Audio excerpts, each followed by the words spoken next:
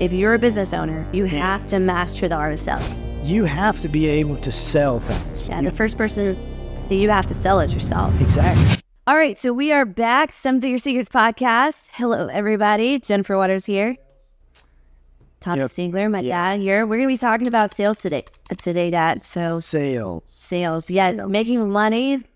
Being an entrepreneur starts with making money. I would think. Yes. Yeah. Well, you're right.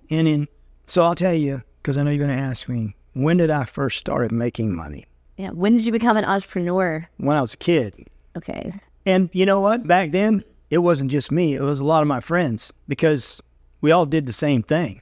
See, back in the day, we had glass Coca-Cola bottles, Pepsi bottles, 7-Up bottles, and they were redeemable for 5 cents.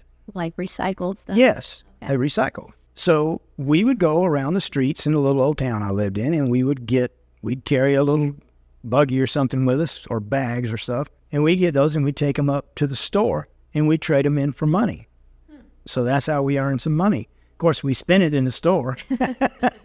So we just worked, and that's how we got money for candy and more drinks and stuff like that. So that was probably my first job as an entrepreneur, is making money to get things I wanted. I don't think that is, I think that's pretty common. It was common back then. Yeah. So you're talking about in the 60s. So. Right. Yeah. I think that, I don't know. I don't really know where mine starts. Cutting grass. I cut grass. Yeah. I sold watermelons. I didn't grow them. Yeah. But I sold the watermelons. Yeah. Yeah. So for me, I think that, I don't know, I remember you guys used to pay me a little bit of money for helping with the classes and stuff like that when I was a kid. So maybe there's that. I think going out on my own, though, the first time I earned money outside of mom and dad paying me money was building websites. Yeah, that's right. Yeah, I built websites for a couple of different neighborhood, homeschool. I built my first e-com store without knowing what e-com was, where they could sell, they were selling homeschool books or something like that. I did a couple other ones and got paid money, and that was fun, being able to finally build something and then get money exchanged. Had to learn how to present, do a sales pitch at 15 years old, going and doing that. So when was the first time that you had a scripted, I'm gonna sell this thing, I have this script that I have to say? Do you remember that? Oh, yeah. Well, I have sold. It's obvious I wasn't successful at doing it, because I would still be doing it probably if I'd have made any money at it. I was a door-to-door, vacuum cleaner. Door-to-door vacuum salesman. Yeah. How do I not know this? I can tell you everything I've done. Okay, so what were you selling? How did you do it? There was a script? Yeah. Really? Yeah. I mean, you're selling vacuum. I don't even know what the name of it was, but you're selling vacuum. This company, they'll hire you. You come in, you sit down. They train you on how to present, how to show them how to clean the floor if they let you in the door.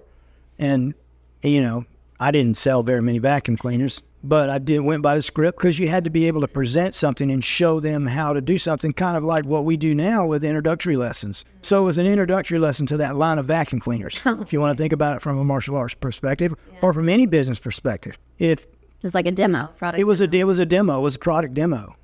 So yeah. Very cool. Vacuum cleaners.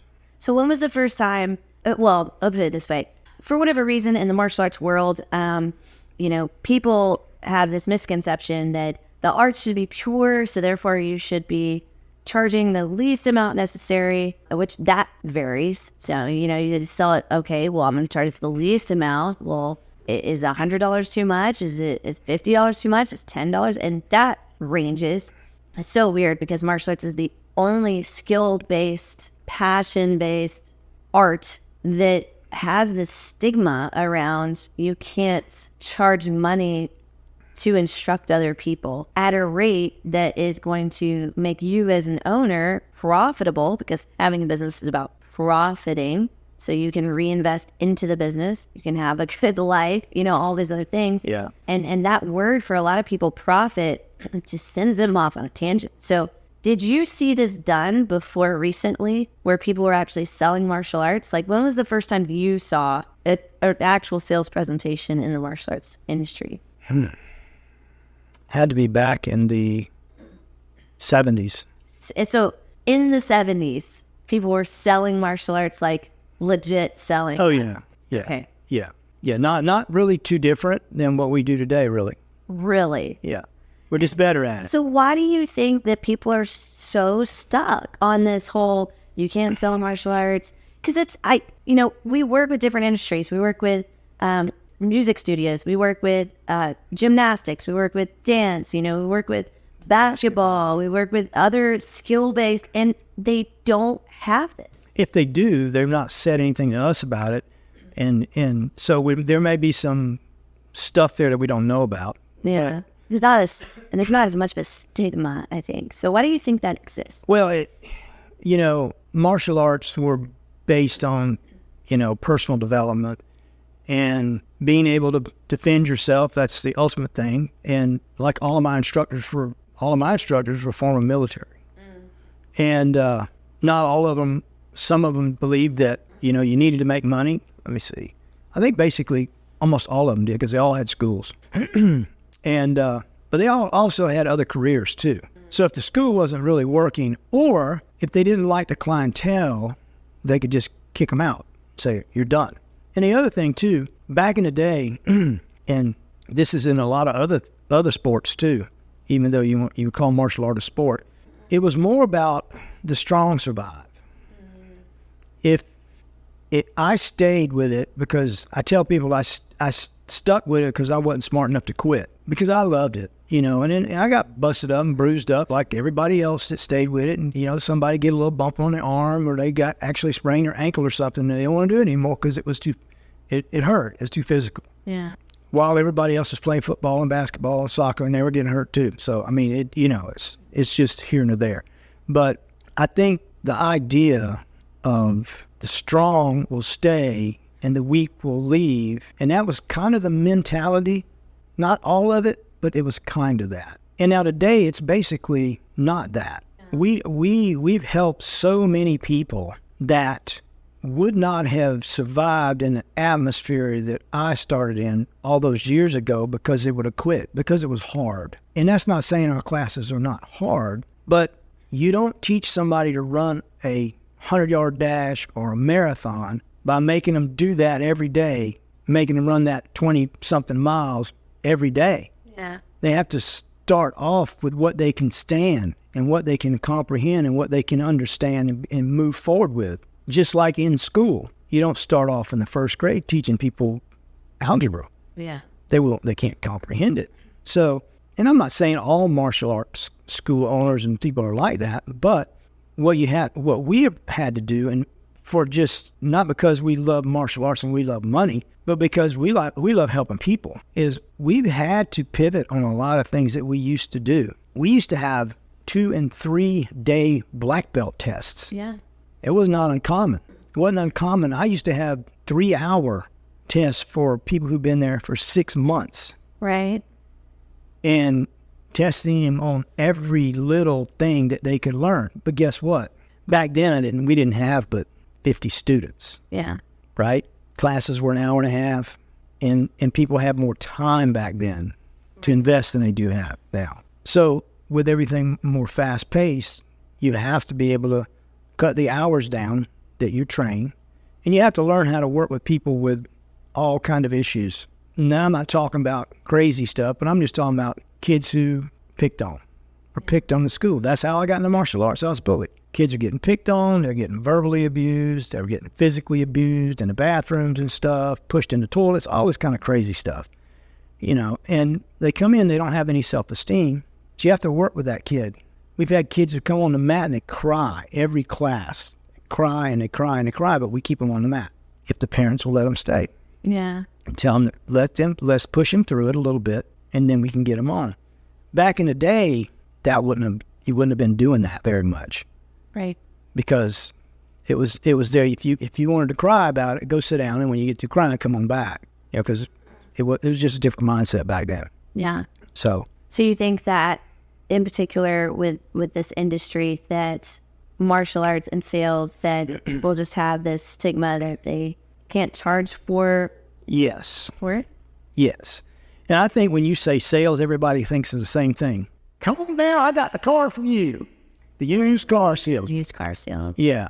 And there are different industries out there that do a lot of high pressure sales, and you can think of some if you sit around long enough and you think about them. I don't want to go there because they're always bugging me about signing up for this or doing that or doing the other, or they're always calling me, wanting me to do something. But you have to be able to sell things. You have to be able to see what a person needs, provide it for them, and ask them if they want it. That's selling. Yeah. That is selling. So when I met your mom, I had to sell myself to her. And she didn't have to sell herself to me because I saw this angel there. And I said, I got it. She's really nice. She's sweet. She's pretty. Mm-hmm. I like her. I've talked to her. She has the values that I have. I want to ask her out. Mm-hmm. I wonder if she'll go, So, but I had to sell myself to her in that sense, if you want to think about selling. Yeah. I had to impress her upon me that I had something that was valuable that would be beneficial for her, and that would be me. Yeah. So you have to sell yourself. Well, 41 years. 41 years this past weekend, right? Yeah. Last week, yeah. Yeah, I mean, we talk a lot with our clients about conversational selling, and that selling is just a transaction of trust. It's someone saying, I trust that what you promised me, I'm going to get, right? And they're just going to back that up with dollars, with pounds, or whatever currency that you're watching. We have people from all over the world that watch this podcast. So it's just a transaction of trust. And to be honest, it's how deeply you're convicted as a person for how much the thing is that you're selling is going to change this person's life. That will determine your success in sales. So you really, truly believe that in service-based sales, I'll put it that way, in service-based sales, you believe that this service that you're offering is going to change that person's life. Or even in product-based sales, you believe that the product is going to be life-changing for this person. And whatever it is, if you can have that level of conviction that it is going to transform their experience or add value to their life, then why wouldn't you give it 110%? That's the way that I look at it. And yeah, you got to believe in what you do. So if you believe in what you do, which for us is martial arts, it could be dance, it could be anything. Yeah. If you have a passion for what you do and you see that you have a market for it, and then you see that you have people who could benefit from that are coming to you because you're running ads, you're getting your word out there that if you come in here, if you like this, if we can show you some things that will be beneficial to you, then we'll be glad to let you join. We'll be part of our little family that we have. You'll be part of our school. You'll be part of what we do. And if you present those things in a certain way that shows them the value, then generally, unless they can't afford it, they'll sign up. Yeah. So. Yeah, for sure. So when it comes to selling to a group of people, did you ever do that? Did you ever sell to like a group of people? I know I have, and it's quite different, but I don't know. Since you're telling me all these things I don't know on these podcasts, which is great. So have you ever sold to a crowd of people before? Like more than one-on-one? I don't think I have. I'm trying to think. Not in the sense of, hey, if you join this, you're going to see the benefits of this. Yeah. But I've sold a crowd on a performance, which is a little different. Right. So if you're like one of my good friends is in a band, so he sells himself on stage when he plays. Yeah. Right. And here's something else you may not know, but I think you do. I used to work for a magician. Yes. Also. Yes, I knew that. Yeah. And we did close-up magic and we did stage magic. And we did stage magic, which we presented ourselves. And, of course, he was the magician and I was his kind of sidekick, if you want to call it. Mm-hmm. I was the person who was the distraction so that he could do the magic on some of it. So that went well. So there's different ways of selling yourself. You have to sell what you're doing. Now, magic especially, everybody knows is fake. You know, it's not, there's a trick somewhere in there. They're trying to get you. Everybody's looking everywhere but at the guy that's doing the magic, trying to figure out what's coming next. But it's still entertaining. And if it wasn't entertaining, they're not coming back. Yeah. You know, they're not. It's just like a band or a team or something like that. If they don't do real good, they're not going to have a fan base. They're not going to, same thing with you, whatever service that you provide, if you don't have a good product or a good service that is that you can provide for people and they come in thinking it's good, they're not going to stay long. Right. They're just not going to. And then there's the other part of it is sometimes there's people are just not a good fit for what you want. Mm-hmm. They think they are. They get in there and they go, no, I don't want this. For whatever reason. It's just weird, but it happens. Yeah. So. Yeah. I know selling to a crowd is very different. Then selling to it. Well, it's similar in the sense that you still have to build rapport and build energy and build connection and all of that, but you're not able to do it in the same conversational one-to-one where you're interacting one-to-one because you're interacting with a group of people all at once. And when you're doing that, though, it's still I think the biggest difference is that it still has to feel like a conversation. Like, I still have to be able to communicate to you, even though you can't give me your individual answer. I have to be able to go and pose a question to you, of which I already know you're going to fall into this specific answer. We already do that at our events. Right. You know, so yes, I have sold to a crowd. Yeah. So, you know, when it comes down to being able to say, okay, this is what I have, this is the special offer, and this is the availability, selling to a crowd is just, it is similar selling one-on-one, but I know there's a different level of confidence because you have to make sure you're clear. You have to make sure you're understood. You have to make sure that the vast majority of people don't have questions because you've planned through this. And that little piece right there, that planning piece, is where most people go wrong with sales. I know I used to go wrong with sales and just try to do it off the top of my head, you know. Kind of like we used to teach. Yeah, right. You know, somebody would show up and they would come in for their first trial class and we'd go, okay, so how did you like the class? Do you want to sign up? Like, that's thinking off the top of your head. There is no planning. There's no prepared journey. Going back to the dating analogy, I guess it'd be the same as if you just, you know, walked up to somebody and said, you know, tried a pickup line and then it just bombed. I don't know. Like, you know, like there's no planning. But even then, you know, maybe you had a little bit of planning with a pickup line, but I see that a lot of people aren't prepared when it comes to selling. Why do you think people give so much pushback on learning scripting and preparing themselves? Is it just like a mental block, you know? You know, I call it a white belt mentality is what they have to have. But what they have is I don't need to do this mentality. I'm too good to do this mentality. I don't think it's necessary. It's ego. Ego gets in the way. Either the ego gets in the way or fear. Yes, martial art is fear. Yeah. Because when you're too scared to do something, and believe me, I'm not getting in a water with a bunch of sharks. I'm afraid of that. I'm not jumping out of an airplane. I am afraid of that, okay? But when something like that, when you're afraid to do something like sales, because you have a script that you have to learn, where the problem that happens is they go, okay, I can do this. And then they start to do it, and then they go, I can't do this. That means I'm going to have to practice it with somebody else or look in the mirror to practice it if I don't have anybody else. And then like we do on our calls and stuff with everybody, we have sales calls where they actually present the sale to us, and then we critique the sale. So that's why I call it a white belt mentality, because the masters, the high-ranking black belts that own these schools, they don't want to go back to that white belt mentality and have somebody else telling them where they're making mistakes, because they're used to telling everybody else where they're making the mistakes.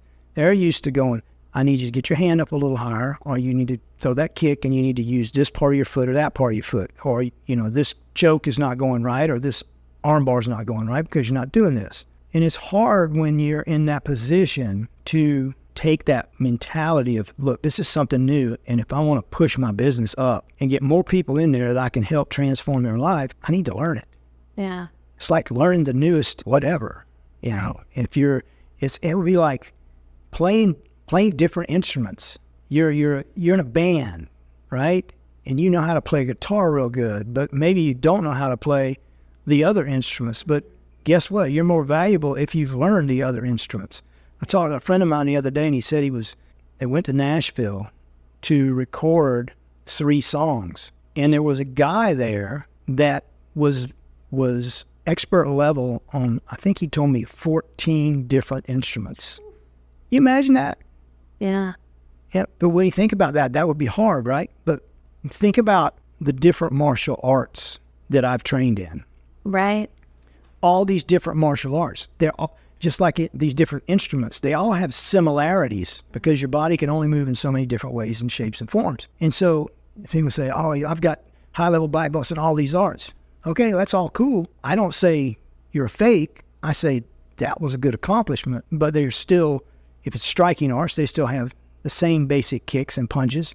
If it's grappling art, they may have some different things. It's wrestling, something like that. But yeah, so main thing, the ego is what's stopping people. I think that is it, or they just don't feel like that's the right thing because they feel like something else is more important. I need to be doing something more important. They're deeming something else more important. But here's the thing: if you're not bringing money into your school, which is called sales, then you're not going to have a school. Right. You might have another full-time job you're doing, and that's what you do on the side, and that's all you ever want to do. Kudos to you. Do it. That's great. But if you want to impact more lives, you have to figure out how to do it, and sales is a way to do it.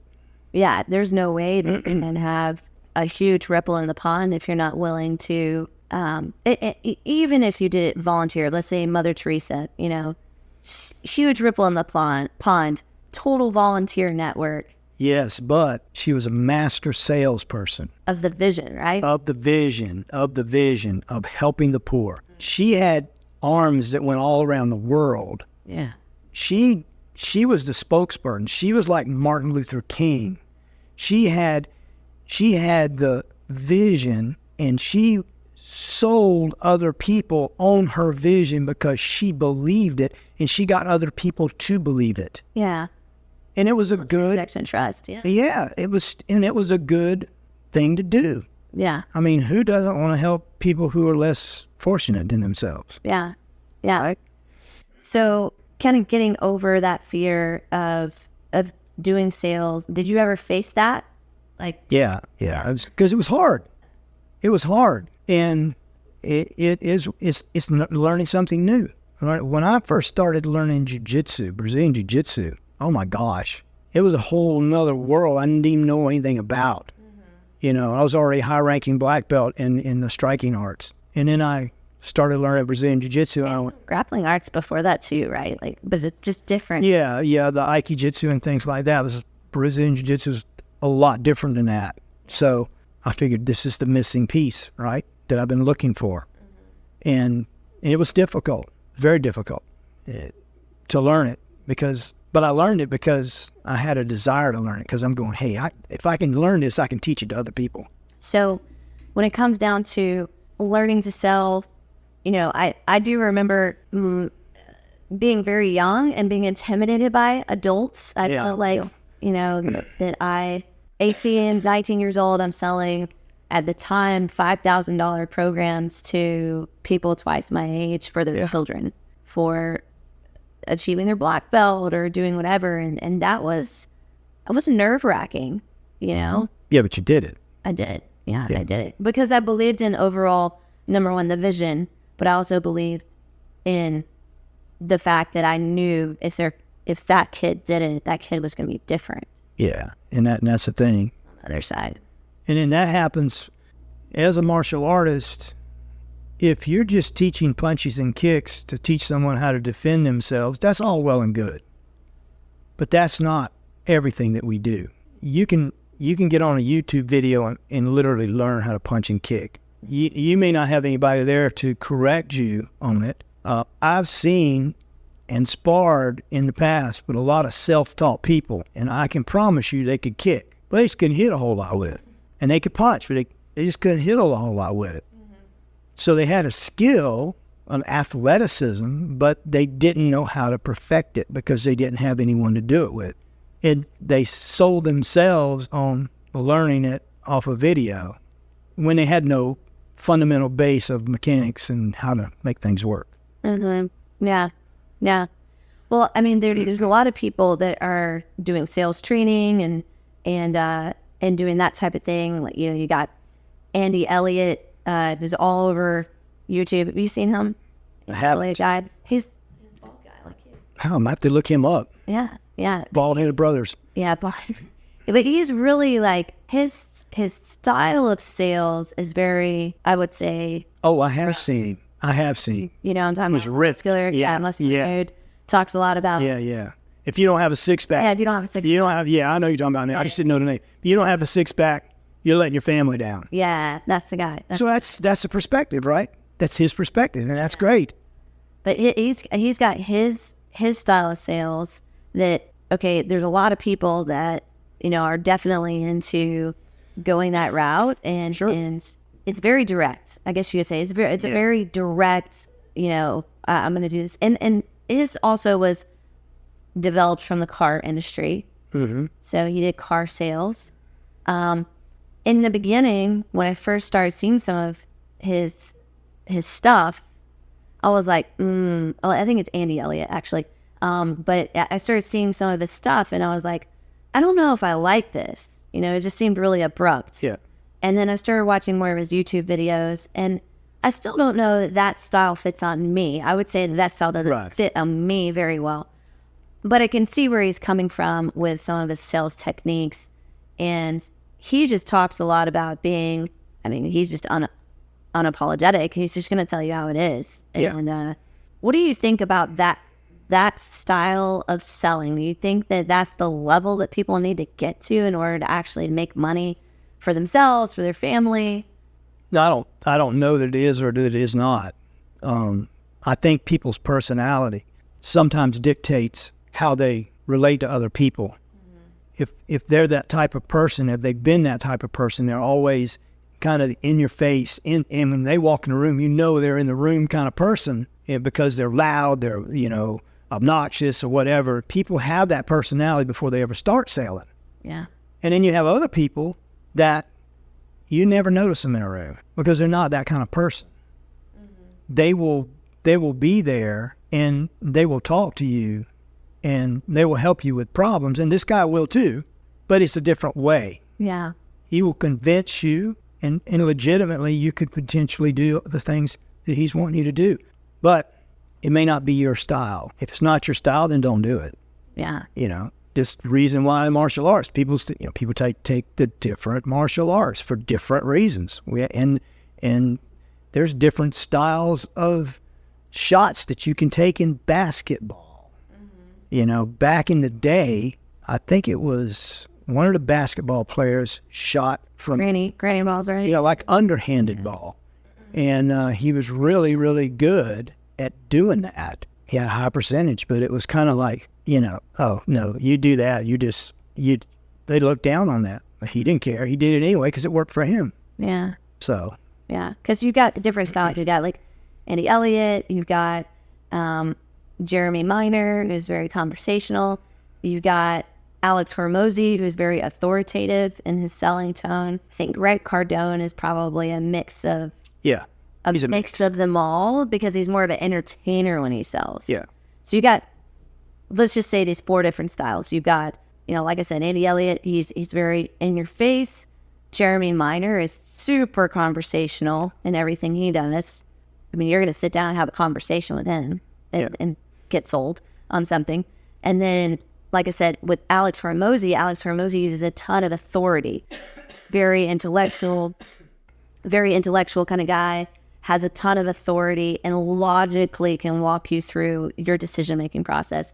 And then with Grant, you've got an entertainer who's going to get you smiling, get you laughing, and still hit you with logic, but be able to get it sold. So there's so many different varieties of ways in which you can sell, because it really has to do with your conversational style, is what I see.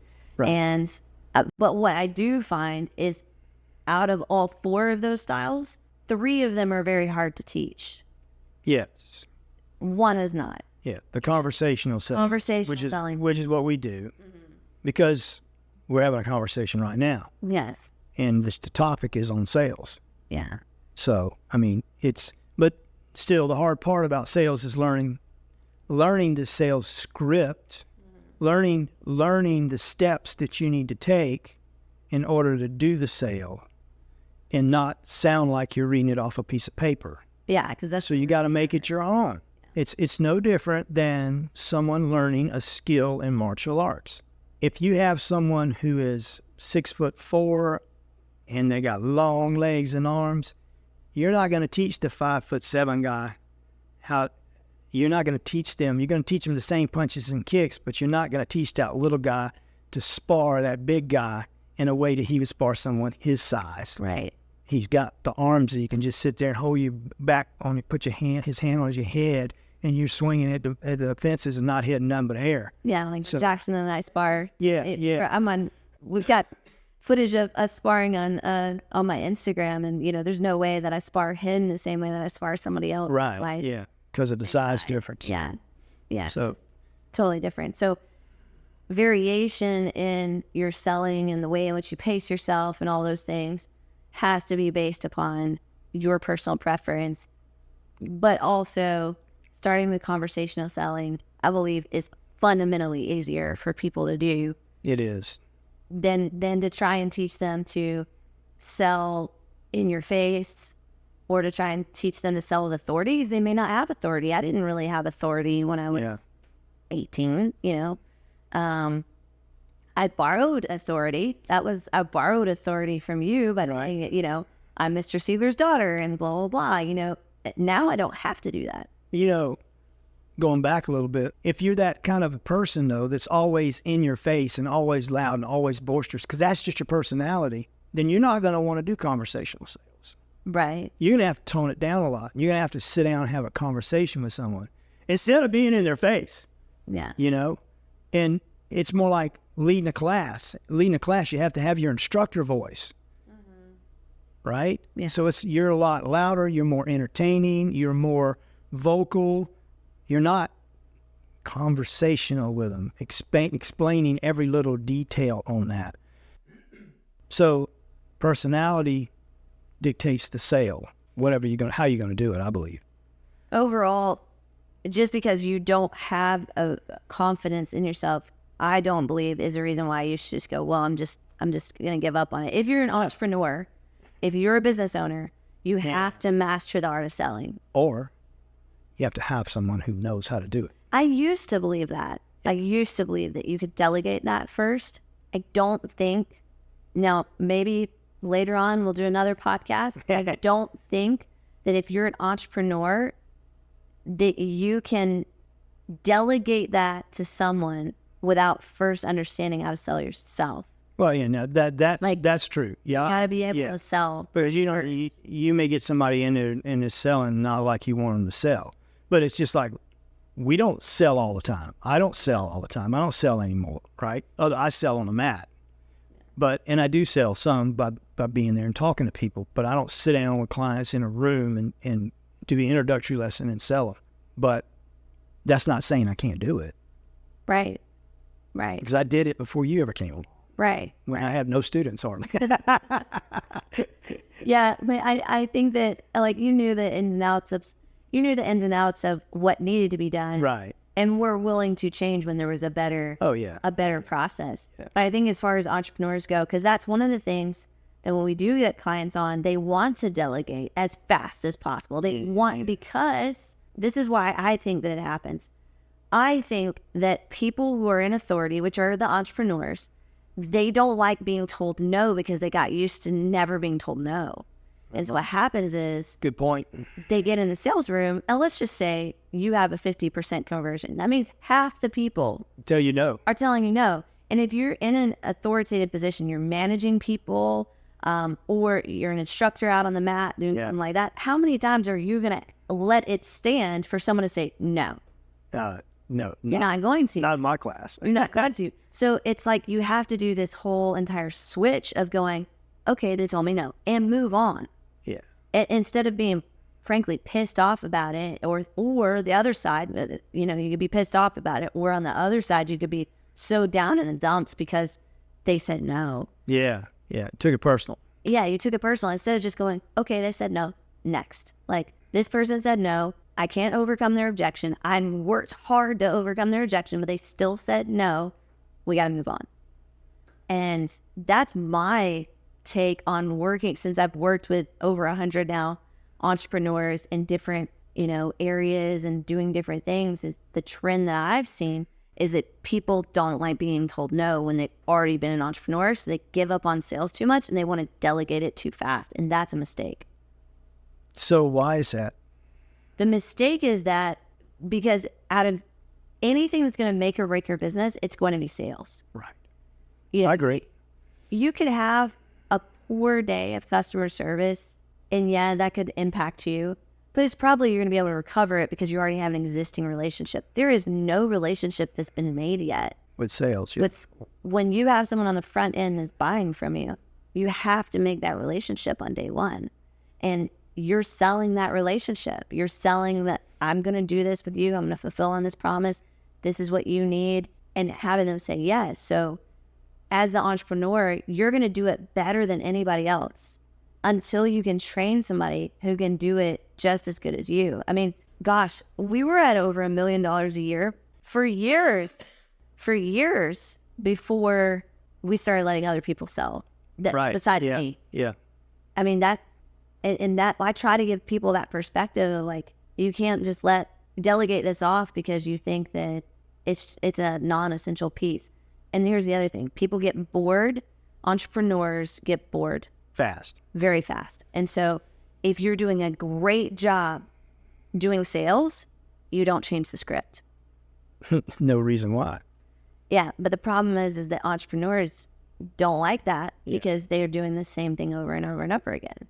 Yeah, it does tend to, kind of like when you're teaching classes and you're teaching the same material, because you have to teach the same material so they can get it. And then when you move on to the next set of materials that you're teaching, it's great. It's brand new. Even though you planned it out, it's new to them. It's new to you teaching it. And then you get like, man, I got to go back in tomorrow. I got to teach this again.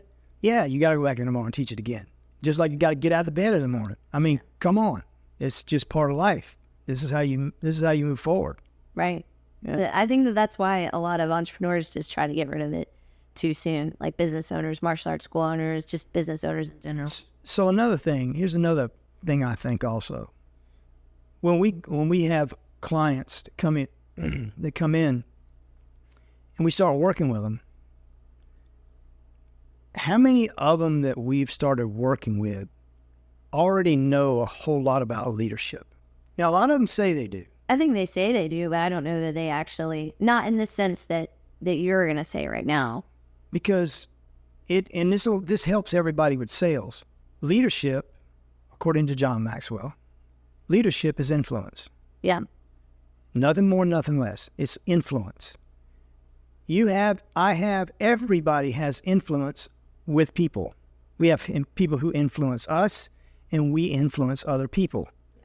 Like, hey, I just ate at this place, and if you get the opportunity, you need to go try it because the food is amazing. Oh yeah, where's it at? And you influence right there because you have a connection with someone, and you have influence with them.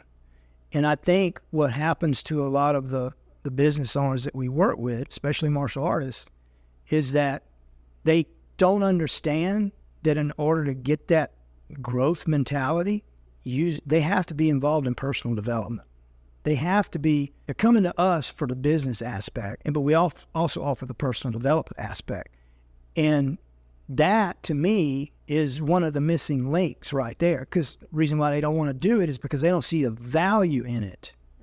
They don't see the value in it. Just like if you have 20 people come in the door and 20 people walk out the door, and you have something, you have a program that you're wanting to sell them and it's not working, It ain't the program, because they never seen the program. It's the sales. Yeah, it's the value. It's the value. There, you're not teaching them or showing them the value in what you have that they want to be part of what you do. And I think the leadership aspect of it, reading books about leadership, learning more about how to work with people is super important. And they will think, well, I'm a leader. Yes, you are, because you're a leader by a couple of things. You're a leader because you put yourself in front of people and you're leading them through a class. Positional leadership. But that's only the first level of leadership. There are like 5 levels. And you don't want to be stuck in that positional, because just like what we do, we have assistant instructors, and instructors are on the mat, and when they first go out there, they're introduced to who they're teaching. They're positional. Then they move on to the next level, and then to the next level and the next level. But they got to get past that position. We put them in a place. When I did construction, I was a superintendent. I came into a company. This is Tommy Seigler. He's just a new superintendent. This is the crew you're going to be working with. They were like, yeah, here's another guy that's going to tell us what to do. Right. He may not know anything, until they got to know me. Because they didn't know anything about me except I was going to be the new boss. Yeah. And then when I would go to the different jobs that we were working, I'd say, hey, this is good. This is what I need you to do. And I wasn't yelling and screaming at them. I was conversational and selling them on what they were supposed to be doing. And that's how you become successful. And I think the leadership aspect is missing because people don't want to read books like Good to Great from Jim Collins about how businesses make themselves better. Yeah. And they don't want to take that initiative to do that. Yeah, the first person that you have to sell is yourself. Exactly. You have to sell yourself, and you have to sell yourself on the vision of what you need to improve. Yeah, and you got to do it. You got to improve it. And you got to want to do that. There's that white belt mentality again. You have to have that white, how can I do this? Okay, I need to practice this. I need to practice it in front of a mirror before I get in front of my team and practice it, because I know I'm going to really screw up then. Because I would be nervous, because I don't usually do stuff like that. I don't put myself out for failure in front of my team. You know? Yeah. So. Well, this has been great. I love it. Hey, listen, if you have not subscribed yet to this channel, make sure you do it. We're going to be posting more videos like this. Matter of fact, one of our next ones that we're going to be talking about is leadership. So you want to make sure you tune in. Make sure you click that button, subscribe, and we'll see you guys in the next one.